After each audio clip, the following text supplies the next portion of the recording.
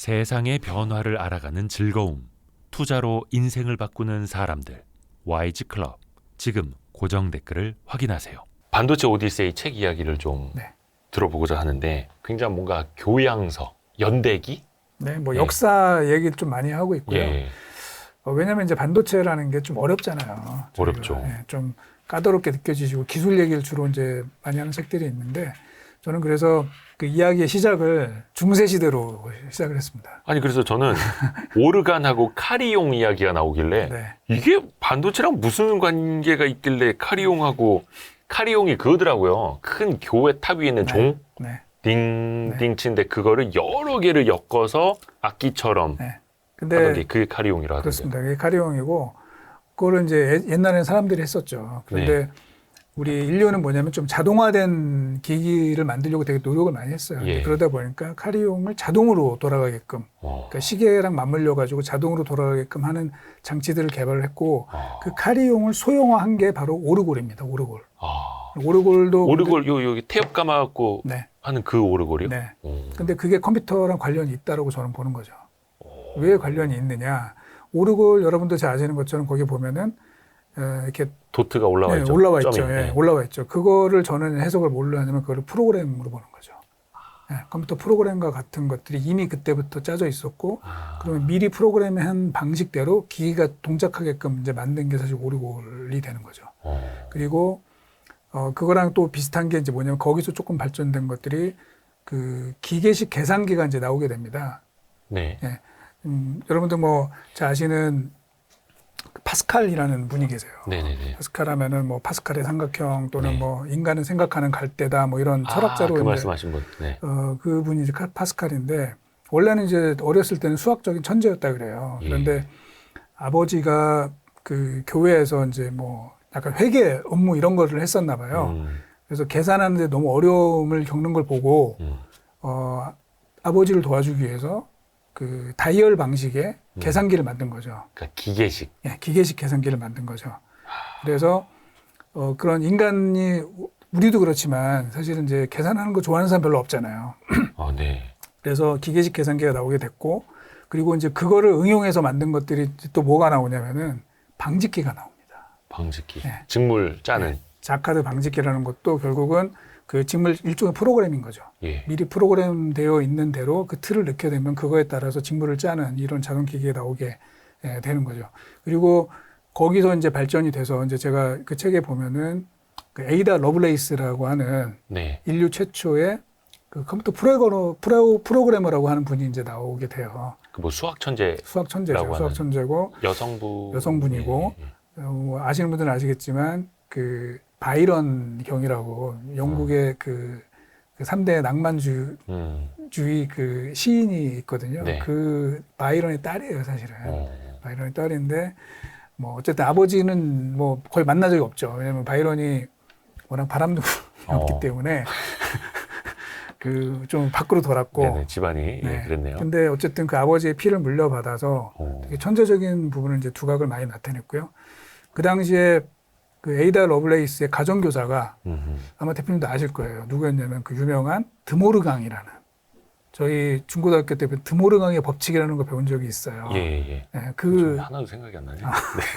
맞습니다. 그래서 그 가정교사를 만나면서 네. 수학자를 만나면서 이제 수학적인 그 재능이 꽃피우게 됐고 네. 이러면서 이제 사실은 그 컴퓨터 프로그램의 어떤 기초 이런 개념들을 이제 처음으로 도입했던 사람이라고 해요. 그래서 제가 이제 말씀드리고 싶은 건 왜 옛날 얘기를 했냐면 우리가 오늘날 쓰고 있는 컴퓨터라는 이 기계가 네. 어느 날 갑자기 뚝딱 만들어진 게 아니라 그 인류 역사를 보면 수백 년 동안에 걸친 그 지식들이 누적이 되고 누적된 지식이 어느 문턱을 넘어가는 순간이 나오게 됩니다. 네. 그러면서 이게 계단형으로 탁 발전하게 되거든요. 이제 그게 쌓여서 이제 오늘 컴퓨터가 만들어지게 된 거고, 뭐 반도체도 이제 연결이 되는 것들이 사실은 반도체가 뭘로 만드는지 아시잖아요.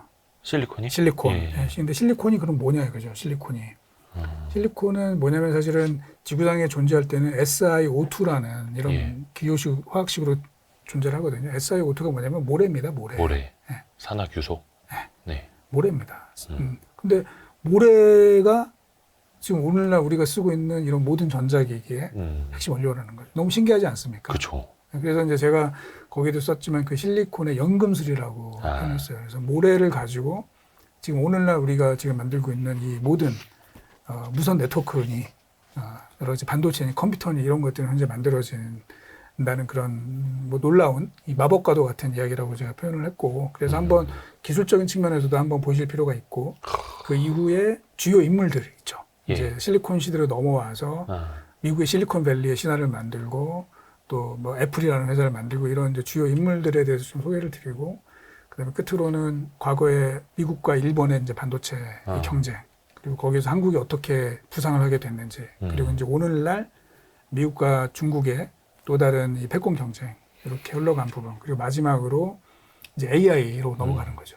AI는 완전히 또 다른 얘기가 되는 거죠. 그래서 제가 이제 표현은 이렇게 했습니다. 이제 새로운 시대가 개막이 되고 새로운 무대에 새로운 주인공들이 등장하게 된다. 그래서 사실 그 기존의 실리콘 시대의 사실 반도체의 왕은 인텔이었지만 인텔의 해가 저물고 이제 엔비디아가 새로운 주인공으로 이제 등장을 하게 되는 이런 스토리로 제가 좀 이야기를 풀어가고 있습니다. 진짜 대서사십니다.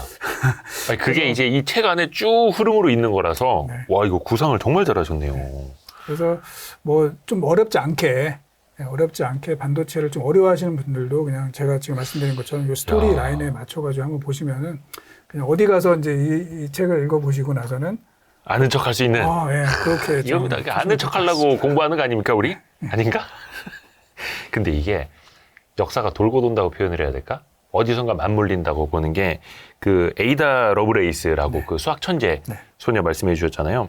1815년생인데 혹시 엔비디아 좋아하시는 분들은 그 GPU 좋아하시는 분들은 이 이름 에이다 러브레이스 들어본 것 같은데 그 엔비디아가 GPU? 네. 그 이름을 이분의 성함으로 이렇게 따서 붙였다면서요? 예, 원래 엔비디아는 그 자기네 제품을 사람의 이름으로 다 지어요. 예. 그런데 이제 작년 말에 나온 게 이제 L100이라는 L100라는 칩이 있는데 그게 이제 러블레이스 그 이름을 따서 붙이게 된 것이죠. 그래서 그 반도체 회사들 상품에 붙이는 사람 이름들 하나만 거꾸로 역사 따라서 거슬러 올라가서 공부해도 그것도 되게 재밌을 것 같아요. 그렇습니다. 엔비디아 얘기 나왔으니까 그런데 앞에서 살짝 그 젠슨 황 이야기를 했고, 젠슨 황은 지금 거의 뭐 세계를 바꿔놓는 영웅처럼 지금 떠올랐습니다. 챗 GPT의 샘 알트만과 함께 특히 하드웨어 쪽에서. 젠슨 황은 대만 사람이죠. 대만 태생이고 미국 대만 태생. 예, 미국인이죠. 그렇죠. 국적은. 대만계 미국인 뭐 이렇게 표현을 해야 될까. 네네. 또 빼놓을 수 없는 그 대만계 CEO가 리사수, 네. AMD 분이죠, 그분. 네네. 그분도 리사수는 AMD로 영입이 돼서 또 회사를 엄청나게 바꿔놓은, 그때 또 AMD가 되게 어려웠던 상황에서 맞습니다. 예. 그것도 이 책에 나오는데, 근데 젠슨 황하고 리사수 그냥 대만인이 아니라 이 두 사람이 친척 아니냐, 네. 오촌이라는 게 있더라고요. 그게 오촌이라는 썰. 그 썰이 있고 심지어는 위키피디아에 예. 그 부모 둘이 친척이라고 나와요.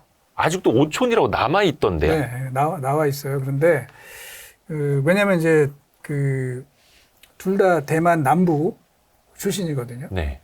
대만 남부 출신이고 또 미국으로 다 이민 간 그런 사람들이고 해서 네. 그렇게 좀 알려져 있는데 그거에 대해서 리사수가 국내 언론이랑 몇 년 전에 인터뷰를 한 게 있습니다. 국내 언론이라면? 언론. 조선일보였나? 막 그랬던 것 네, 같아요. 우리나라 언론. 그래서 이제 그 질문을 했었어요. 네네. 그거에 대해서 아니다라고 이제 딱 잘라 말했습니다. 네. 아니라고? 그래서 아닌 걸로. 아, 본인이 부인을 한, 네. 오촌 아니다? 네. 그러니까 훌륭한 분들이어가지고, 또 대만 계면 또 이렇게 한 다리 건너면 아시는 거 아니에요? 네, 뭐. 그러니까요. 거의 뭐, 미국 사람들이 류현진과 박인비 친척이냐고 이렇게 물어보는. 근데 이 두 분은 어떻게 보면 이제 대만계로서 가장 성공한 실리콘밸리를 이끄는 이제 CEO가 된 거잖아요. 네. 사실은 그 전에 보면 사실 모리스 창이 있었죠. TSMC. 네. 근데 이분들은 좀 어떻게 해서 그 최고의 자리까지 올랐을까? 젠슨 황이 엔비디아를 창업했습니다. 거죠. 네. 근데 지분율은 3.5%밖에 안 된다. 3.5%. 예. 많은 거죠, 지금. 그럼 많은 건가요? 시총이 뭐 1조 달러가 넘어가니까. 네네. 어마어마하게 많죠. 예. 우리 기준에서 보면은 창업자 지분율이 3.5%밖에 안 되면 뭐 막 당장 막 큰일 날 것처럼 경영권 빼앗길 것처럼 왔는데 여기는 그게 가능하고, 젠슨 황은 어떻게 그 최고까지 갔을까요? 특히 이 회사를. 그러니까 이제 엔비디아라는 회사가 사실 처음에는 그게 각광을 받지 못했었잖아요. 그러니까 그래픽 칩 정도를 만드는 그런 회사였죠. 네, 네, 그래픽 네. 카드를 만들고 이런 회사였는데 여기도 이제 책에도 그런 얘기가 좀 나오는데 2010년 2000년대 후반에 사실 AI가 이렇게 뜬 그 배경이 좀 있는데요. 네. 이미지넷 챌린지라는 게 이제 시작이 됐어요. 이미지넷 챌린지. 네. 그 이미지넷이라는 걸 먼저 만들었죠. 그 누가 만들었냐면 그 페이페이 리라고 역시 이제 중국계 미국 그 대학 교수인데요. 여자분이세요. 네. 이게 이런 거죠. 예를 들면 우리가 그 컴퓨터가 사물을 인식하는 네. 그런 대회가 있어요. 왜 그게 중요하냐면 우리가 뭐 예를 들면 보안 카메라를 만들든 또는 뭐 자율주행 자동차를 만들든 뭔지를 알아야 되는 거잖아요. 그렇죠. 네. 그러려면은 결국은 이 인식을 하는 게 되게 중요하다. 뭘 보고 이게 뭔지를 알아내는 게 되게 중요하다. 네. 그래서 이런 표현들을 많이 하거든요. 카메라는 사진을 찍을 수 있지만 그걸 분간을 못 한다. 그렇죠. 분간하게끔 만들기 위해서는 이제 뭔가 작업들을 해야 되는데, 그럴 때 이제 뭐 예전에는 이런 식으로 생각을 했었던 거죠. 호랑이와 고양이를 어떻게 구분할 것이냐. 그럴 때 뭐 예를 들면 정의를 하는 거죠. 네. 뭐 이렇게 생긴 거는 호랑이, 저렇게 생긴 거는 고양이. 그래서 이제 그 조건들을 막 붙여가지고 구분을 해라. 그래서 컴퓨터한테 이제 그런 식으로 교육을 시켰더니 못 맞춘다는 거죠. 다른 그림을 줬을 때. 그래서 이게 안 되는구나. 흔히 말하는 이제 연역식 그런 정의는 이제 안 된다. 예. 그럼 어떻게 할 거냐? 그러지 말고 그러면 전 세계에 있는 모든 호랑이란 호랑이 그림, 고양이란 고양이 그림을 다 라벨링을 해서 이걸 컴퓨터한테 다 인식을 시켜놓고 그 다음에 다른 그림을 주면 얘가 이제 맞출 확률이 어떻게 되는지 이런 것들을 한번 해본 거죠. 그래서 속된 말로 전 세계 호랑이 그림, 고양이 그림 다 때려 넣어서. 네, 때려 넣어서 그거를 학습을 시켰더니 이게 이제 올라가기 시작을 했다는 거죠. 그래서 그런 대회가 열렸는데 그때 이제 그 토론토 대학에 네. 제프리 힌튼이라는 이제 교수와 그 밑에 제자들이 그 학습을 시키는 뭐 컴퓨터가 있을 거 아니에요. 네. 근데 그거를 그 기존에 쓰던 CPU가 아니라 GPU를 쓴 거예요. 그랬더니 오답률이 확 떨어진 거죠. 그러면서 경쟁자들을 물리치고 압도적인 성과를 보인 거예요. 이제 그러면서 이 GPU, 즉 그래픽 칩이 인공지능에 이게 적용이 가능한 거구나 라고 부각이 되면서 이제 본격적으로 이제 이 시대가 열리게 됐고 결정타는 뭐 다들 알고 계신 것처럼 2016년도에 알파고가 등장을 한 거죠. 그렇죠. 네, 알파고가 등장을 하면서 사람들이 충격을 받았죠. 그걸 직접 눈으로 보니까. 예. 네, 컴퓨터가 이세돌 구단을 이기는 걸 보고 충격을 받고 그러면서 이제 이 GPU의 위력을 다들 실감하게 되면서 엔비디아가 이제 오늘날 반도체의 왕이 된 거죠. 그리고 그 과정 중에 젠슨왕은 뭐 그 전에 이제 투자를 계속 받았겠죠. 네네네. 이제 그러면서 당연히 이제 지분율이 계속 이제 떨어지는 이런 상황이었고 젠슨왕과 창업을 했던 분들은 이제 뭐 중간에 이제 재단을 만들어 가지고 좀 많이 나가고 뭐 이래 가지고 젠슨왕이 이제 마지막까지 그 뭐라 그럴까 이 최고의 승리자가 된 거죠. 그리고 젠슨왕이 이렇게 보면은 되게 그 원래 비즈니스적인 마인드가 되게 뛰어났다 그래요. 원래 엔지니어 출신이긴 하지만 비즈니스적인 마인드가 되게 뛰어나고 이제 그거를 결국은 오랜 노하우를 통해 가지고 어떻게 생태계를 구현할지 이런 것들에 대한 감이 상당히 있었던 것 같아요. 이야. 그 엔비디아는 그러면 그 토론토 대학 연구진한테 뭘 좀 해줬나요? 그냥 은인 아닙니까?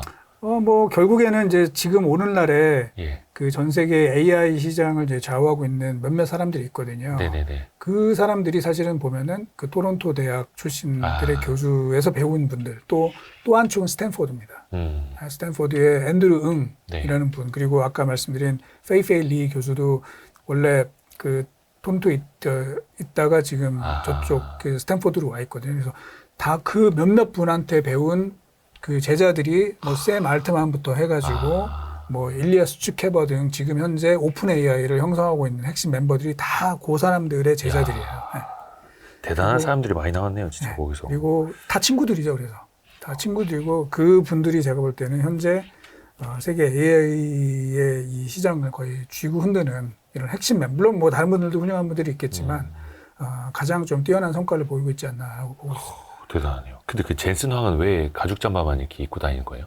그게 이제 뭐 그게 궁금하지? 그러니까 이제 그거잖아요. 그 지금은 이제 고인이 되신 스티브 잡스 같은 네네네. 경우도 우리 까만색 이 터틀넥. 터틀넥을 입는 것처럼 자기네 트레이드 마크를 만든 거죠. 그리고 그게 일부러 어쨌든 사람들한테 각인이 되잖아요. 네네네. 네. 근데 그 잘 보면 가죽 잠바 스타일이 조금씩 다르더라고요. 그렇겠죠. 네, 저도 얼마 전에 가죽 잠바를 한번 사러 또 갔었는데. 그 최근에 또 이슈된 거 하나만 더 여쭤봐야겠다. 엔비디아가 그 미국 정부에서 고성능 뭐 GPU라든지 AI용 칩 중국에 팔지 말라고 하니까. 그러면 우리는 중국 전용 칩을 만들어서 팔게라고 하면서 그 뭐 3가지 종류를 개발했다 하더라고요. 그것도 이제 외신에서 나왔는데 이거는 가능한 이야기입니까? 엔비디아는 그 기사에 대해서 논평을 거부했다 이렇게 나와서 이거 부인하지 않았으면 사실 아닌가 또 막 이렇게 받아들이던데. 이제 원래는 처음에 미국이 그 제재를 했을 때는 네네. 그 허들이 있었어요. 그래서 이 이상 되는 건 안 되고 그 밑에는 거는 된다. 그래서 사실 이미 그 중국 전용 칩을 만들어서 공급을 하고 있었죠. 약간 저사양. 네. 그런데 지금 이제 미국이 칩스 액트를 좀 손보면서 그걸 더 강화한 거잖아요. 네. 그래서 허들을 없애버렸단 말이죠. 네. 그러면 이제 전체가 사실 그 범위에 들어가게 되는데, 근데 뭐 엔비디아도 기업체니까 기업체는 돈을 벌기 위해서 만든 게 기업체다 보니까 뭔가 이제 새로운 돌파구는 준비를 하겠죠. 그런데 지금 우리 대표님 말씀하신 것처럼 그래서 그 미국의 제재를 피해가지고 공급할 수 있느냐, 그거는 아직은 이제 저도 미확인입니다. 그게 가능한지. 제가 그 전에 듣기로는 쉽지 않을 것이다라고 저는 알고 있었는데 이제 그런 이야기들이 나왔다는 거는 저도 이제 외신을 통해서 본 그런 상황이. 그리고 또 이 책에서 되게 재미나게 읽은 부분이 삼성전자의 도쿄 선언입니다. 도쿄 선언. 그 사실 많은 분들이 이건희 회장님이 그 미국에서 이야기했던 그 마누라 자식 빼고 다 바꿔라라고 했던 신경영, 이건 또 많이 기억을 하시는데 도쿄 선언은 그보다는 조금 덜 알려진 것 같아요. 근데 이게 벌써 40주년이라면서요. 23년도가. 1983년도의 일이었고요. 잠깐 뭐 소개를 드리자면 사실은 이거는 뭐 다른 책에서도 사실 언급을 많이 했던 되게 역사적인 사건이니까요. 사건인데 뭐 제가 이제 좀 일부 인용을 하고 이제 이래가지고 조금 제 생각을 좀 보태가지고 좀 정리를 해봤는데 82년도에 이병철 회장께서 그 보스턴 대학에서 이제 명예 박사 학위를 받게 된 거죠. 그래서 이병철 회장님이 원래 비행기 멀미가 되게 심해서 되게 장거리 비행기를 잘 안 타셨다 그러더라고요. 그런데 이제 어렵게 이제 미국에 가게 된 거죠. 미국에 어렵게 가게 됐으니까 미국을 80년대 그 미국의 그 발전 사항을 한번 보고 싶다. 이러면서 방문하신 곳이 이제 당연히 실리콘밸리죠. 실리콘밸리에 뭐 주요 기업들, 뭐 HP, 뭐 IBM 이런 데 이제 사무실들 또는 반도체 회사들의 그 오피스를 한번 구경해 보고 싶다. 딱 가 보시고 이제 충격을 받으신 거예요. 왜냐면 그 당시에 우리는 거의 없었는데 그런 회사들, 실리콘밸리 기업들의 사무실 책상에 컴퓨터가 올라가 있었던 한 대씩 다. 그래서 이게 뭐냐. 그래서 이제 설명을 했겠죠. 이게 우리는 모든 작업을 이걸로 한다. 뭐 문서가 쌓여 있는 게 아니라. 그러면서 이걸로 뭘 할 수 있느냐 이제 뭐 이렇게 물어보셨겠죠. 그리고 나서 되게 충격을 받으시고 돌아오는 김에 이제 이미 우리 이병철 회장 같은 경우는 그 미래를 보는 이제 그런 눈이 있으신 분인 거잖아요. 그래서 그분 제가 볼 때는 이제 제가 상상을 해보면 그분은 이제 한국으로 돌아오는 비행기에서 딱 상상을 한 거죠.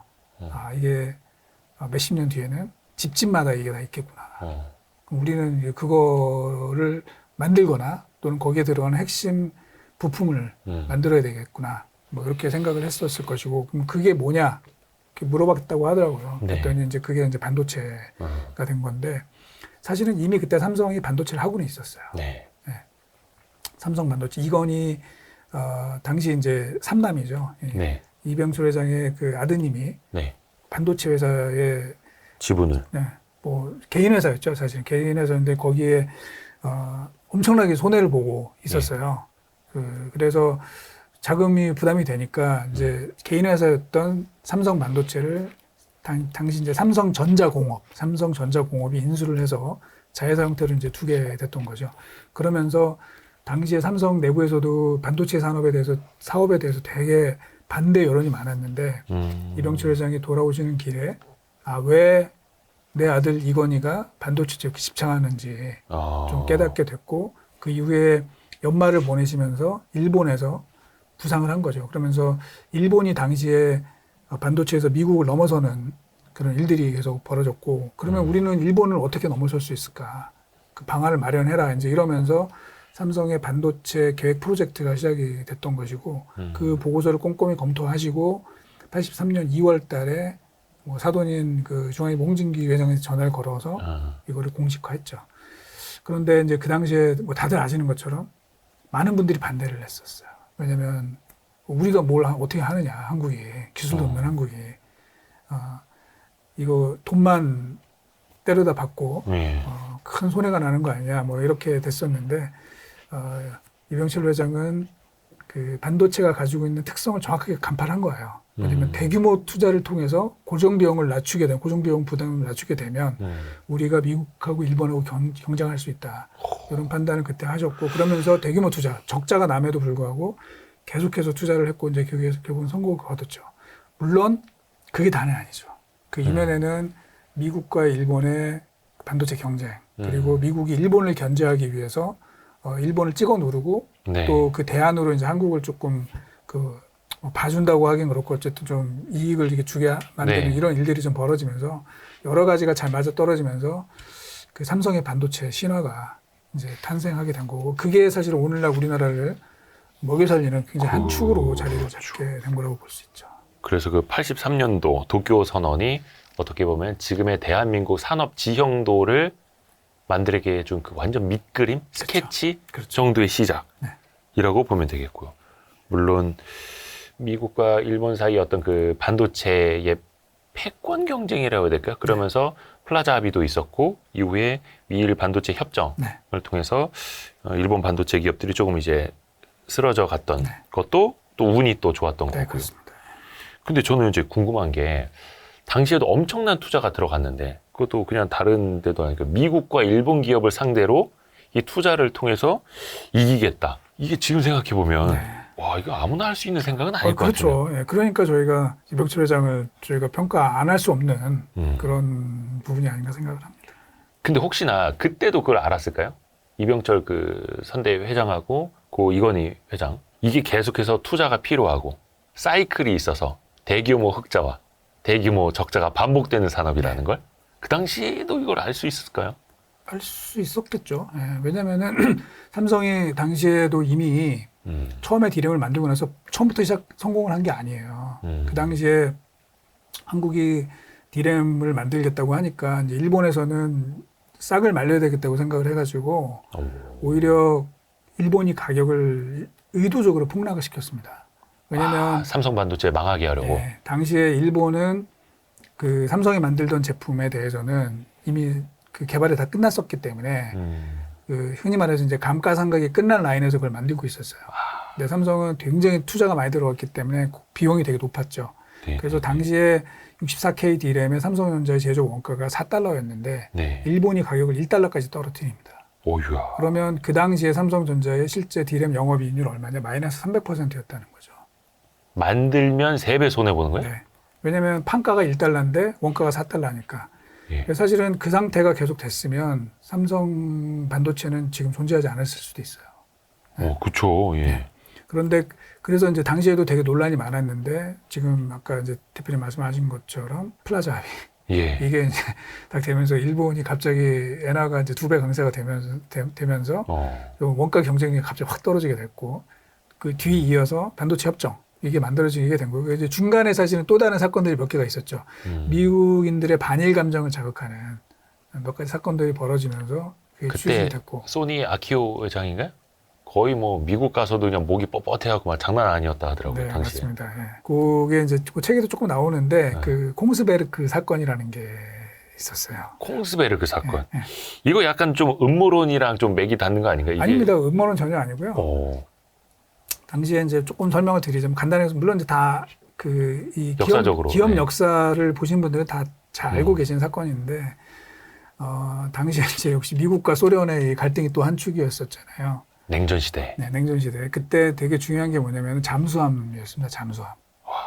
잠수함이 미국에서도 제일 그 두려워했던 게 잠수함이었어요. 소련의 잠수함. 네, 잠수함이 바다 밑으로 몰래 와가지고 예를 들면 이제 미국 본토를 공격할 수가 있기 때문에 이제 그거를 계속 와치를 해야 되는데 그게 소련의 잠수함이 그 디젤 잠수함을 쓰고 있었고 당연히 예. 그리고 또 문제가 이제 그 스크루가 되게 돌아가면서 소리가 되게 많이 난다 그래요. 그리고 물방울이 막 생기면서 이제 그때 그래서 레이더 포착하기가 되게 쉬웠다 그래요. 아, 스크류 돌아가는 소리와 거기서 나오는 물방울 같은 거. 네, 물방울이 터지는 소리라 그러더라고요. 정확하게는 물방울이 터지는 소리로 인해서 그거를 미국이 계속 이제 추적을 하고 있었다 그래요. 네. 그런데 언제부턴가 소리가 잘 안 나기 시작을 했다는 거예요.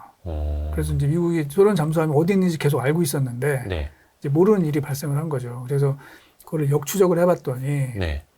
결국은 소리를 안 나게 하려면은 결국 뭐냐면 그 스크루를 정밀 가공을 해서 예. 물방울이 안 생기게끔 이게 해야 된다는 거죠. 네네네. 그런데 그 스크루를 정밀 가공을 하려면은 이제 그 특수 CNC 머신이라는 거를 그 CNC가 이제 컴퓨터 계측기인 거잖아요. 계측, 절삭 뭐 이렇게. 네네. 예. 그거를 써서 그걸 가공을 해야 되는데 소련은 그 기술이 없었대요. 아. 없었는데 그 소련의 스파이들이 그 CNC 그 기술을 얻기 위해서 접촉한 회사가 일본의 도시바였던 거죠. 도시바. 그래서 도시바가 그 기술을 노르웨이의 공스베르크라는 회사랑 같이 소련에 제공을 하게 된 거고, 그걸 이제 미국이 다 알아낸 거죠. 그러면서 조사가 들어가면서 이제 그 당시에 그 미국이 일본에 대한 반일 감정이 극에 달해서 당시에 막 정치인들이 일본 소니 라디오 갖다 불태우고 뭐 이런 일들이 벌어졌다 그래요. 이제 그러다 보니까 플라자 합의에 이어서 이제 미일 반도체 협정까지 일사천리로 아하. 진행이 되면서 이게 이제 삼성 입장에서 보면 사실 이제 동아줄이 내려온 거죠. 동아줄이 내려오게 되고 그거를 우리가 또 잘 잡았고 그러면서 이제 완전히 일본을 제끼는 일이 벌어지게 된 거죠. 그래서 83년도에 그 반도체를 처음 시작을 해서 대규모 적자를 내다가 예. 85년, 86년도부터 이제 조금씩 바뀌게 되고 87년도에 첫 흑자를 냅니다. 삼성이요. 네. 그러니까 그 미일 반도체 협정이 86년. 네. 그 이듬해부터 삼성 반도체가 그냥 흑자로 네, 쫙. 흑자로 돌아서게 되고 88년도에 이제 올림픽이었잖아요. 아, 예. 서울 올림픽. 예, 당시에는 이제 올림픽이면은 또 여러 가지 그 최첨단 기술들이 막 선보이게 되면서 네. 이 반도체 수요가 갑자기 증가를 하게 된 거고요. 아. 그거를 삼성이 다 먹은 거죠, 사실은. 아. 그러면서 그때부터 이제 누적 적자를 다 만회하고 돈이 쌓이기 시작을 했고요. 그러면서 그 이후에 이제 계속 승승장구하게 되고 92년도에 세계 랭킹 1위에 이제 삼성이 등극을 하게 되면서 지금 한 번도 놓치지 않고 세계 1등을 현재 계속 유지하고 있는 이런 신화적인 드라마가 만들어지게 된 것이죠. 1992년이라고 하면 이제 책에서도 나오는데 64메가 D램을 세계 최초로 개발하면서 네. 미국과 일본의 그 D램 수준을 뛰어넘어 버린. 네. 근데 그게 도쿄 선언이 83년이었으니까 네. 거의 9년, 딱 10년 차에 미국과 일본을 뛰어넘은. 대단한 거죠. 이거는 뭐 저희가 뭐 일부러 국뽕 이런 거 하려는 거는 아니고, 예, 진짜 국뽕에 취할 수밖에 없는. 또 10년 만에 다른 나라도 아니고 미국과 일본을 한꺼번에 뛰어넘은. 물론 중간에 뭐 운이 좋은 일들도 좀 있기는 했습니다만 대단합니다. 그러면서 어떻게 보면 그러니까 87년, 88년부터 엄청난 또 흑자를 보기 시작하면서 또 대규모 투자를 할 수 있는 재원도 생겼던 거고요. 네, 그렇습니다. 어마어마한 캐펙스 투자가 필요한 그 반도체 산업에서도 이제 선순환이 그때부터 좀 시작됐던 거네요. 야, 재밌습니다. 그래서 우리가 앞부분에는 저희가 뭐 반도체 실적, 주가, 뭐 HBM, 뭐 AI 반도체 뭐 뭘 사야 되는지 막 이런 거 같이 고민을 했었는데 반도체도 이 역사를 알게 되면은 훨씬 더 재미있고 눈이 더 시야가 더 넓어지는 것 같습니다. 네. 오늘도 진짜 너무 흥미진진한 이야기 준비해 주셔서 감사드립니다. 센터장님. 그래서 반도체 오디세이도 저희도 재미나게 유익하게 읽어보겠습니다. 고맙습니다, 선생님. 예, 감사합니다.